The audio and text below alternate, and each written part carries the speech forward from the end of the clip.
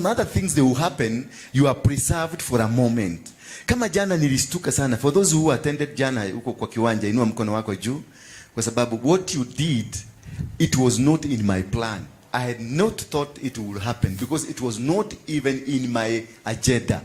Mimi sikuwa najua hapo tulikuwa tumesimama hapo. Na ndio kamutu kagu kanaitwa boy kaliolewa hapo. Haleluya. Kumbe hapo tulikuwa tumesimama. Hapo ndio Kenyatta alisimama akachukua mchanga akakamata hiji. Kai. Najua nilistuka. Hapo. Ukisikia Wakikuyu wakiiba ile yebo, walikuwa nasema na kwate. Gemina he Karoleni shariraga taigoda. Yani makofi na gemi zilikuwa zina huko. Kenyatta akasema akachukua mchanga akasema atakayesaliti iji hii na Wakikuyu na yeye afanya nini? Akalaaniwe. Hapa. Kwa hiyo bali unajua bali ulikuwa umesimama hapo. The same spot, same ground. Na wale walikuwa kwa hiyo kitu wote tulikuwa na wao. Coincidentally, hao wazee wote walikuwa wazee kama 10. Wale walikuwa hapo Kenyatta akifanya hiyo declaration, walikuwa hapo. Jana tukavuja hiyo nini? Ni kwa nini nilifanya hivyo? Nataka kuwafundisha ni kwa nini, because that is my calling.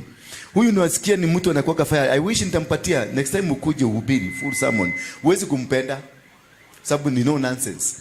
Huyu atakukwambia atakwambia kanyaga pale utoke. Kwenda. Toka nikikuangalia huyu. There is a no nonsense. And I love you because of that. Because you changed my life. I was sasa ningekuwa nimekufa. Hallelujah. So when I saw this man, I saw a prophetic move from God.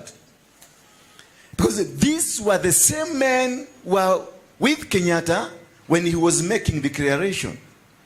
And with the declaration he made that mwenye atakata, mwenye atasaliti inchi, mwenye atasaliti Wakikuyu, mwenye atasaliti the struggle for Mau Mau, he will be vanquished. And automatically after that statement, Mungu akaniambia, we have to renounce this because of this statement I want to make here now.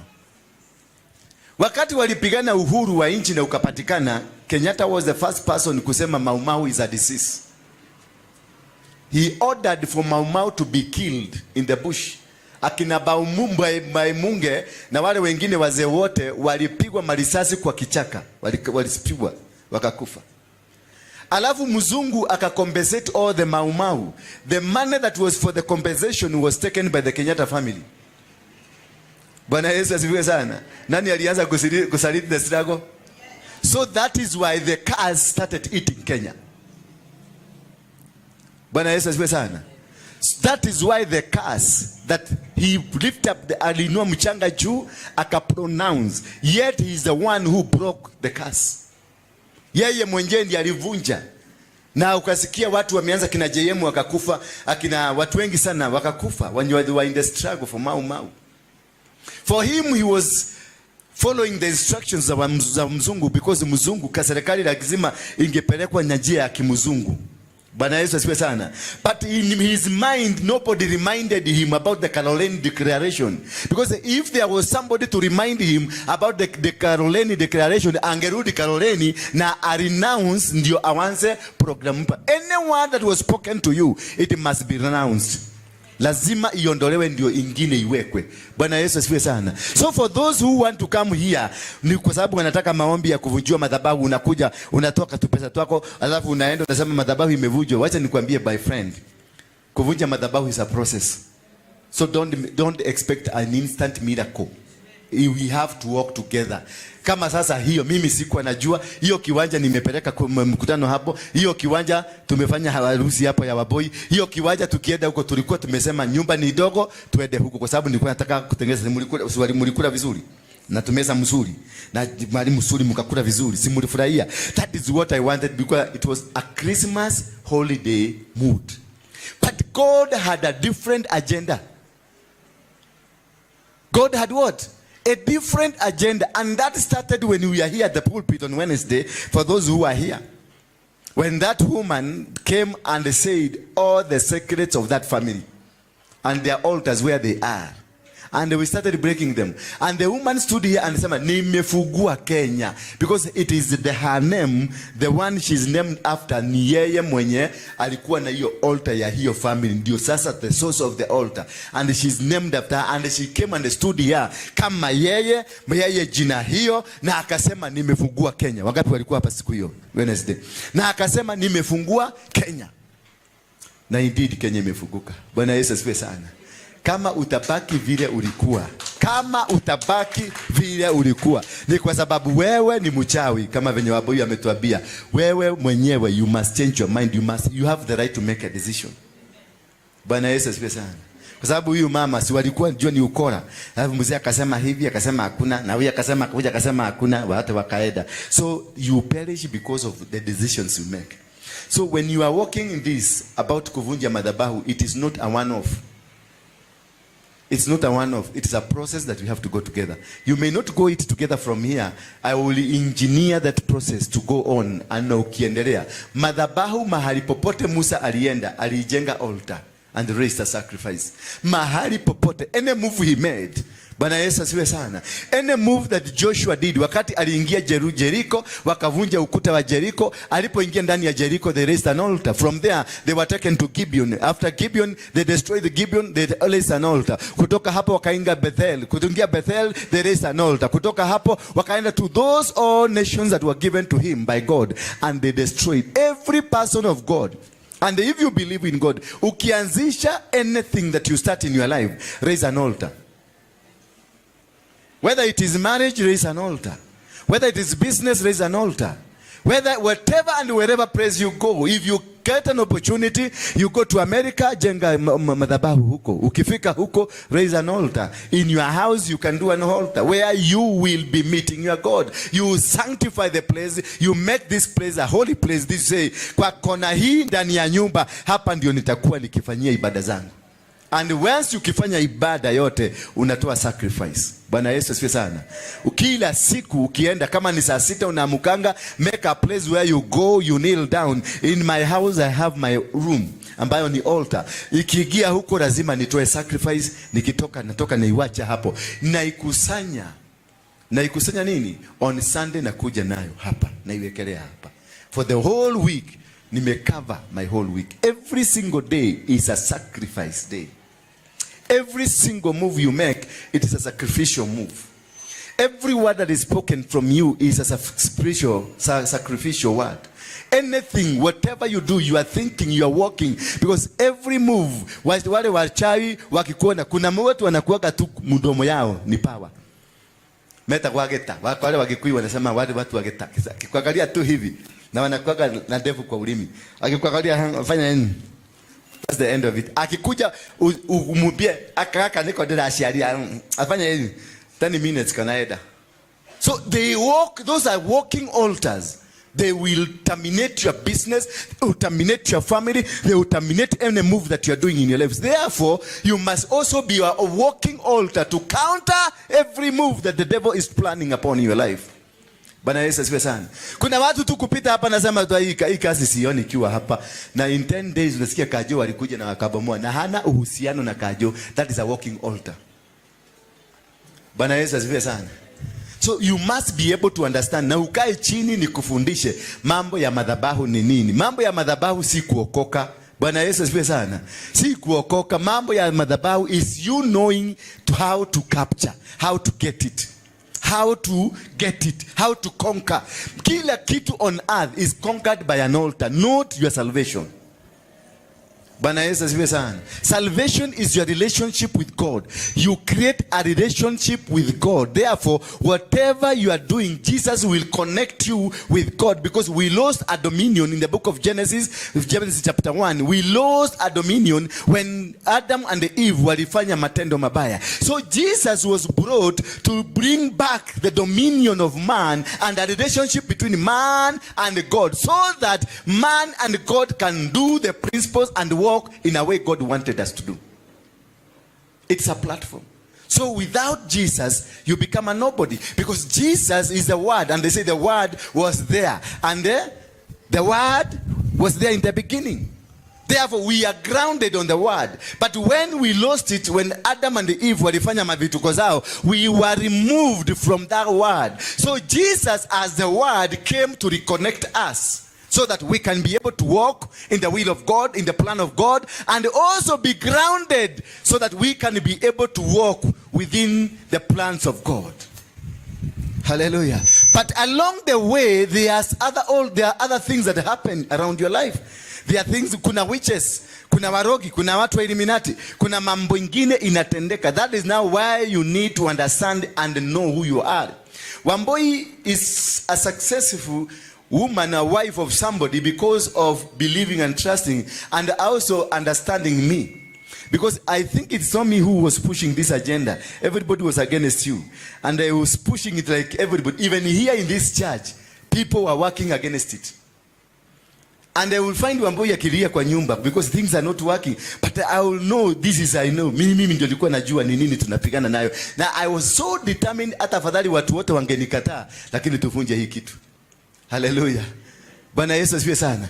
There is somebody who comes out of family, who is a Moses of the family, who liberates the entire family. A family has never and will never be liberated by all of us. The family is liberated by one person who God lifts up. Bwana Yesu asifiwe sana. Kenya was not liberated by the millions of people. Will be liberated by one person, mwenye atainuka na akue above any other and speak the word of God as it is supposed to be spoken. Hallelujah. Therefore, when in every family, in every business, in every society, there is that one Moses that will be risen up. And this one Moses will bring a new message that was not spoken by others. And this one Moses will create a way where everybody will find place to seek solace. Bwana Yesu asifiwe sana. Therefore, this is a process that I'm trying to re-engage you that this is a process. And this a process is not a one-off. Munaweza kukaa na mtu kama yule mzee alikuwa na mago anaitwa nani? Baram. Ni Baraki ama ni Baram? Naaman alikuwa na mago ni leprosy. Mago alikuwa nazo, zilikuwa zinamsumbua. Lakini waliambiwa aende kwa mto, akajitumbukiza kwa mto mara ngapi? 7. Does it mean mara ya kwanza hangepona?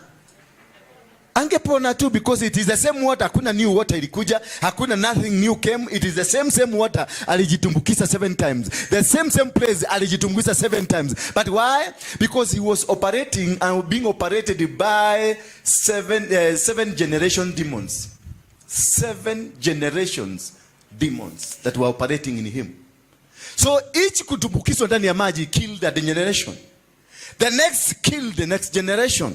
The next killed the second generation. Therefore, he had to sit there. He had to remain in the water for 7 times because he was destroying 7 good generations, and a generation was 150 years.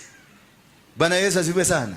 So the kulikio ndani ya maji, ukichomoka generation inaenda. Unalikio tena ndani ya maji, ukichomoka generation inaenda. Unalikio ndani ya maji, unachomoka generation inaenda.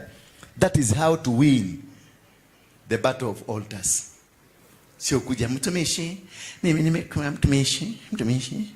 Hapa niko na shilingi 20,000 mtumishi, itamaliza. That is foolish. I will destroy the marriage altar that is speaking in your family. Utakuta financial altar imesimama. Nitavunja financial altar. After that unakuta limitation altar ndio imesimama. There are several altars operating in your family. There are several altars operating in your life. If it is not stagnation, it's limitation. If it is not marriage, it is what? It is premature death, because Jesus was battling premature death from the days of Judah. The family, the clan of Judah, where Jesus comes from, is a clan that had premature deaths and number 2, immorality. All of them, ukiangalia usome kitabu Matthew chapter number 1, genealogy of Jesus Christ. Everybody there is mentioned there until Jesus Christ. There is total immorality and a lot of spiritual death, premature death. Daudi mwenyewe watoto wake walikufa mapema. Yesu mwenyewe died at the age of 33. And because of this spirit spirit, all this altar that is following him, remember, he met a prostitute woman. Huyu even alikuja akamjoin na wakakuwa pamoja, mpaka akaanza kuchukua nywele yake kupagusa huyu msee miguu. Alikuwa na mpaka miguu mafuta. Mpaka Judas wakasema this woman is too much. This is too much. Ama unafikiria Judas alikuwa anaanza na mafuta ya pesa? Zile new Jesus yanaendaga kwa mtu anakata samaki anatoa pesa. Sasa mbona wafikirie, kwa sababu unajua Judas kilikuwa kimutu kile kinasemaga sana, kinaogeaga sana. Sasa kinapita wakaambia, we tadi muone neka lete hata hiyo mama mnamwacha na mnaneni anekaje, because they didn't also know Jesus is God. Hallelujah. They also alikuwa anafikiria ni yule tu ako na nyama kama hao. They had not known who he is. So wa Judas kwa sababu ni mtu kiherehere akaenda akaambia Jesus, mother, katagereka twendie maguta maya handu hako mathukia. Lakini si mafuta ilikuwa inauzwa, ni kuona mama akianza kukupagusa na nywele yako, hata kama na wewe ni mwanaume, mimi ni pastor, sasa tuingie pale na huyu mdada huyu aanze kunipagusa na nywele. Unafikiria wazee wa kanisa watakuacha hivi? Utanyoroswa na utateremka utarushwa pale chini. Because waliona hii mama na wanajua historia hii mama. Wanajua this is a prostitute. Wakaona hapa kuna maneno yanaenda kuwa baya. So Judas akamwambia tuuze mafuta hii, badala ya kuharibu hii mafuta tuuze. Lakini they had a Jesus and they know this Jesus can even pick a snake na apasue pesa itoke. Bwana Yesu asifiwe sana. But because of the altar of Judah of immorality, it continued to follow even Jesus himself. So you are not outside the brackets of those altars. No matter how saved you are, no matter how bishop you can be, no matter how prophetic you are walking, there are things that will limit you. Moses failed to get into Canaan and he was so powerful because alikuwa anagonga tu maji tiung, barabara inatengenezeka. Alikuwa anaangusha bakora hivi, bakora inabadilika inakuwa nyoka zinaanza kumezwa zile kingine. Alikuwa anafanya kitu kinafanyika. But because of the altar of the family, that a word was spoken to him, that through the anger, that is Simon and Levi, the clan that Moses comes from, Simon and Levi, and they were told because of the anger, hiyo hasira muko nayo, mutaishi kwa upanga na mutaishi kwa vita. Ama sivyo Jacob aliwaambia? That is what Jacob spoke to Simon and Levi. And because of that anger, and nobody was there to reverse the word that was spoken, then it came to hound Moses many years later. And Moses failed to achieve his goal. Because alikuta kina Dathan na Kora wamejenga tunyumba. Wamebadilisha matope, wametengeneza ng'ombe na wanainamia hiyo ng'ombe. Alishikwa na ile hasira ya kwanza na akakongesha ile tabernacle ikaanguka chini. Mungu akakasirika akamwambia, kana ndio ile na utaenda. Because of what? The spirit of anger. Anger is a demon, and the anger is an altar that has caused many families to fall, that has caused many business to go down, that has caused even this church like this one to go. Na inapotea because of anger. Nobody that has ever succeeded. Look at Jesus himself. Because ya tubo alikuwa na njaa. Inataka kuimagine huku hakukuwa na gari na hakukuwa na nini. Huyu jamaa alikuwa anatembea mguu. Na alikuwa ametembea alafu ile hope ya kuona mti ndio ile. Akaona kimuti akasema kile kimuti kikubwa kuna matunda. Akakuwa na hope na anxiety ya kufika huko. Kufika mahali hapo akakuta hakuna. Alifanyia hiyo mti aje? He cast the tree because of anger. Until today the tree has never produced anything. So whatever that is produced out of anger, it can permanently put a mark on you. Bwana Yesu asifiwe sana. It can permanently, ukienda mzee baba yako ameinuka kichwa anataka kunena, kamata. Mwanamke mzuri akiona baba ya watoto anaenda kuogea, anakimbia kana mshika mkono, anamwambia darling kuja, anampeleka bedroom kumzimia huko. Kwa sababu ili ataachilia hivi, it will come to haunt you. Bwana Yesu asifiwe sana. And it will come to haunt you because it was like a joke and you never took it serious. But kule mbinguni imekuwa registered. So it is a mark that will be there. Ndio baadaye many years to come, ndio nakuta kusikia watu, unakutana na nabii akwambia baba yako alikukasirikia because of this. Oh, shosho alikuwa anatuambia. Sasa ndio unaanza kukumbuka vitu kidogo, unakuta you entire generation kama 3 zimeangamia kwa sababu only one word that was spoken by the great grandfather. And nobody was there, aibadilisha hiyo maneno. Kwa hivyo anything that is spoken to you, ibadilisha immediately. If you leave it, itashikilia. Na ikishikilia, it will go forever. Bwana Yesu asifiwe sana. So can that, ukikuja hapa na safari moja, ukuje utoe tuverufu twako 10 hapa useme ni sadaka ya madhabahu, na sasa haukujua shosho alikuwa amesema, itaondolewa. An altar, you must be able to identify it. If you coming here, that's why I want to sit down with you, or I listen to you, because I want to understand what exactly it is. You cannot go praying randomly. Ati baba ninakemea mapepo ya giza. Oh baba ninakakaka.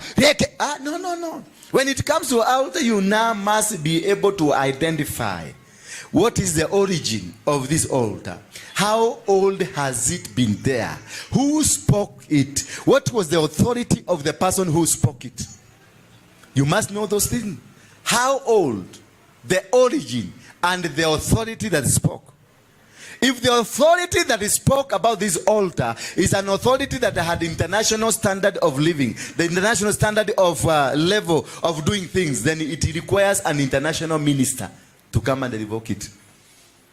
Bwana Yesu asifiwe sana. Kama ulienda kwa muganga na huyo muganga anatembelewa na watu wa Kisii, ni Mukamba, anatembelewa na watu wa Kisii, anatembelewa na Waluya, anatembelewa na watu wa Coast na watu wa Somali, but then that altar ya huyo muganga is a national altar. Whoever that is going to break that altar must have a national stature. Because hakuna, uwezi kutuma chifu akachike dio, ama unaweza kutuma chifu, si atakuta askari wa chifu wa dio wamwambie kwanza toa hiyo kiraoni ingia pale, na ulimtuma ukifikiria it's an authority. So that is where we go wrong. That is where we go wrong, because you think every pastor can do anything for you. Not every pastor, not every bishop, not every prophet that can be there to make things change. People are called differently, and this kind of bishop, the people who break the altars, are called in the book of Hebrews 5 chapter verse number 1. Nisomee Hebrews. Who has the Bible? Beatrice, somebody? Patia your microphone. Patia, leta tu. Wale ni watu slow. Every high priest, chapter number 5 of Hebrews, verse number 1. Every high priest is selected from among the people and is appointed to represent the people in matters related to God.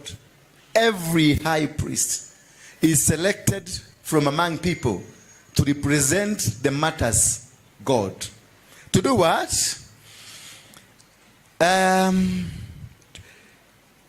The people in matters related to God, to offer gifts and sacrifices for sin. He is able to deal gently with those who are ignorant and are going astray, since he himself is subject to weakness. This is why he has to offer sacrifices for his own sins, and as well as for the sins of the people. And no one takes this honor to himself, but he receives in when he is called by God. That is the high priest. He is selected from among who? Among people. Ashaguragwa kumaga takatiine kadu, anachaguliwa kutoka kwa watu, meaning hata bishop ako hapo, meaning hata pastor wako hapo, kwa sababu pastor ni binadamu, bishop ni binadamu. Lakini katikati ya watu, sio katikati ya wachungaji, sio katikati ya maprofet, katikati ya watu kunachaguliwa mtu mmoja ambaye amekubalishwa kufanya na kuinua madhabahu kwa niaba ya Mungu kwa watu. Na huyu mtu anaingia kijiji kama hiki, hajulikani na hataki kujulikana, anainua dhabihu kwa sababu ya mudhurwa, na mudhurwa inabadilika. Bwana Yesu asifiwe sana. That is the role of a high priest. Lakini ukiambia mchungaji kama huyu, but I don't mean you, mkiingia kwa mchungaji kama huyu ama mchungaji kama Wamboi, atakifika huko anataka atolewe sadaka, mtoe sadaka, kitu ya kwanza nauliza kwenda mohodi. Hata mazishi, kitu ya kwanza wanaulizaga sadaka ya wachungaji ni ngapi? Nani, kitu ya kwanza wanaulizaga ni nani atacorrect sadaka. Hiyo ndio kitu ya kwanza wanatakaga kujua. Ndio msilete mchezo kwa hiyo sadaka. That is not a high priest. Hallelujah. Ukikuja hapa nimefungua kanisa kwa sababu ya sadaka yako, I'm not a high priest. You are a pastor. You are a messenger of God. A high priest will spend his money, because that is not your money. God gave you. When we went to Thika, I know you don't know what I did. I took to my spiritual father 800,000 shillings as a sacrifice for Thika. Did I ask you to raise? Did I ask you to raise? Hata sadaka hukutoa. Nilikuangalia hukutoa. Wewe ulitoa sadaka? No, but I had an obligation. Kuna altar imesimama Thika, and you are not partakers to it. It is me to go and destroy it. And I cannot go to destroy an altar bila sadaka iliyo na ukubwa ya the altar ninaenda kuvunja. So sadaka lazima ikuwe kubwa kuliko the altar ambao unaenda kuvunja. Bwana Yesu asifiwe sana. Sasa wewe kwako hata ukukula chakula jana, na kufuri umetiretaniwa mara mbili nenda kufugwa. Na wewe hata umekuja hapa nikuombee ukuwe na financial breakthrough, kwa sababu kasi imefugwa, duka imefugwa, na mke alitoroka alipoona jaa imezidi sana. How will I involve you kwa hiyo? Nikwambie kayarau gatorute ngiri 800. Na kiti nilitakasa kiti tununue ya plastic ya 700, kanisa ikapasuka mara mbili. Wanaangalia kwa TV wanaona haya ni marago lileite. Sasa unakuja, Bwana Yesu asifiwe sana. Nilipata safari ya kwenda Mombasa, ndio kwa sababu hujaniona sana, lakini nimekuja na sadaka kidogo nikubariki. Sasa hiyo sadaka nakatoa nika 50. Na ukiona mtu atakupatia ka 50, amekakuja na anakushikisha hivi na hataki hata uangalie. Na kwa sababu ni kitu hataki kuona. Bwana Yesu asifiwe sana. Being a high priest, you give sacrifices and gifts. And this is not everybody. Kusanya wahubiri. Uko Thika, nilienda nikatengeneza breakfast casket kwa hoteli inaitwa Casket. Wahubiri wote wa Thika walikuwa 400 and above. And I made a breakfast there. Wakakula na tukakunywa na tukakaa vizuri. Tukapanga. Nikawaambia sasa, tukaniuliza ile madhabahu ya Mungiki ilifanyika hapa ni ngapi? Nikawaambia tulichinja mabuzi, tukafanya hivi, tukafanya na hivi. Number 2, tukaingia ya Maumau, tukaangalia ni nini na nini na nini. So what they wanted to quantify, nini sadaka gani wanaweza kutoa.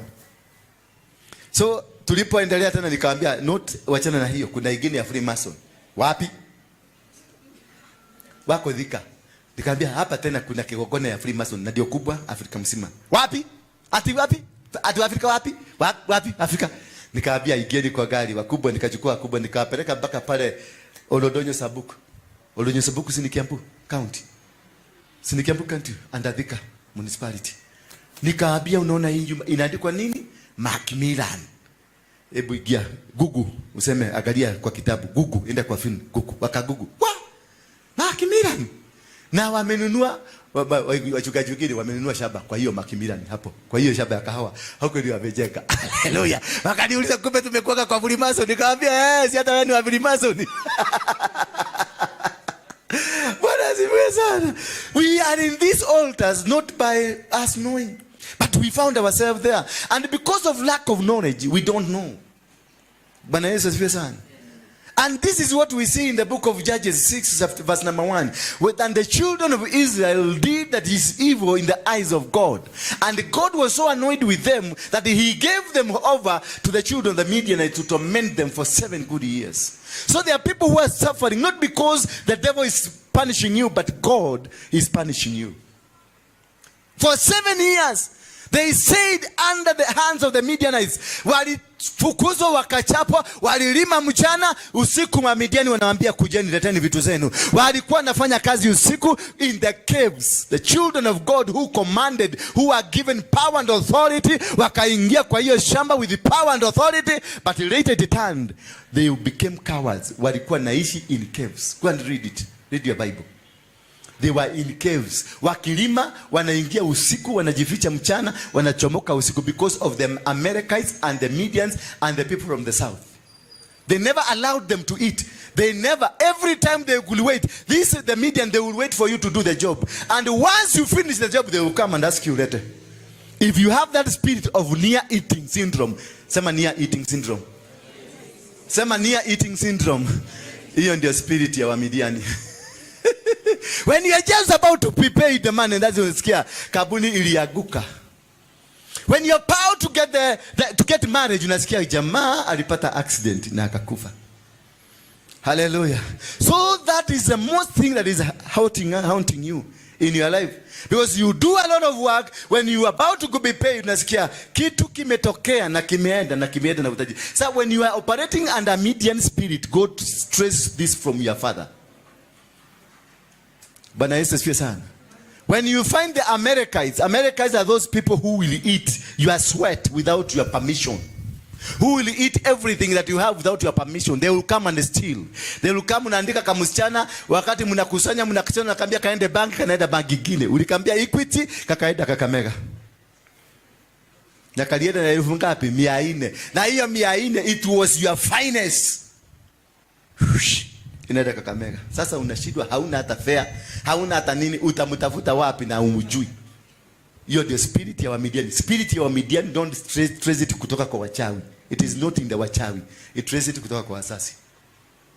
Bwana Yesu asifiwe sana. Because Joas ndio peke yake alikuwa anajua ile madhabahu ambayo wanafanya, ama ile Baal, the altar that the Joas had was not from God, and it is only him mwenye alikuwa anajua this is not from God. He lied to everybody. Watoto wote wakazaliwa wakijua madhabahu ni ya Mungu. Bibi wakakuja wakijua madhabahu ni ya Mungu. Kumbe yeye peke yake ndiye alikuwa anajua ni shetani mudheli.